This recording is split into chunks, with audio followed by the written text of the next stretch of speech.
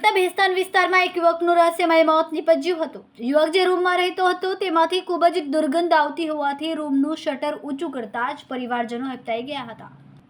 યુવકની ખોવાઈ ગયેલી હાલતમાં લાશ મળી આવી હતી। રૂમમાં લાશની પાસે પડેલા લોહી અને ઈજાના નિશાનને પગલે પરિવારજનો દ્વારા હત્યાની આશંકા સેવવામાં આવી રહી છે। આ મામલે ભેસ્તાન પોલીસ દ્વારા વધુ તપાસ હાથ ધરવામાં આવી છે। મળતી માહિતી પ્રમાણે મૂળ ઓડિશા અને સુરતના ભેસ્તાન વિસ્તારમાં આવેલા સિદ્ધાર્થનગરમાં 42 વર્ષીય નીલકંઠ જુટિયા શેટ્ટી રહેતો હતો। પરિવારમાં માતા પત્નીની 3 સંતાન છે। પિતાનું અવસાન થઈ ચૂક્યું છે અને નીલકંઠ તો પરિવાર વતનમાં રહે છે, જ્યારે તે પોતે અહીં એકલો રહેતો હતો। સિદ્ધાર્થનગરમાં આવેલી શટરવાળી રૂમમાં રહી લૂમ્સના કારખાનામાં કારીગર તરીકે કામ કરતો હતો અને પરિવારનું ગુજરાન ચલાવતો હતો। હાલ તો નીલકંઠના મૃતદેહને પોસ્ટમોર્ટમ અર્થે સિવિલ હોસ્પિટલ ખસેડવામાં આવ્યો છે। આ સાથે જ ભેસ્તાન પોલીસ દ્વારા પરિવારના આક્ષેપ લઈને વધુ તપાસ હાથ ધરવામાં આવી છે।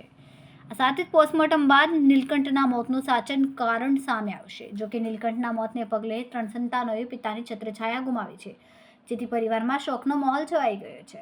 ચાલુ થાય છે तपन सिटी एकदम आराम से चालू करेगा तो पूरी घटना क्या कल रात 8:30 बजे हमको फोन आया सिद्धार्थनगर से कि नीलकंठ का मौत हो गया है।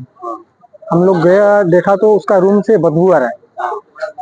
हमारा पहले से बहुत भीड़ लगा हुआ था उधर, बदबू आ रहा है। जब पुलिस सब आ गए थे तब देखा तो उसका बाद उसका रूम में कोई था ऐसा, हमको इतना ये नहीं है। वो बोल रहे हैं कि हमारा रूम उसका रूम पे, हम लोग हाउसिंग में रहते हैं। उधर गया देखा ना, इसके बाद पुलिस आके लेके आ गए तो उसका रूम पे खून का थोड़ा पड़ा है और बाल फाल पड़ा है थोड़ा।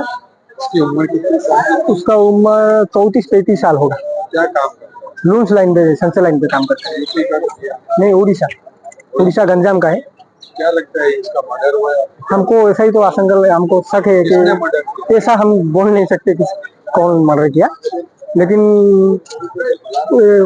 कोई ना कोई तो होगा। वो इंक्वायरी करने से पता चलेगा पुलिस। आपका नाम क्या बताया? तपन सिटी आप इनके कौन? मेरा मोहल्ले वाला है।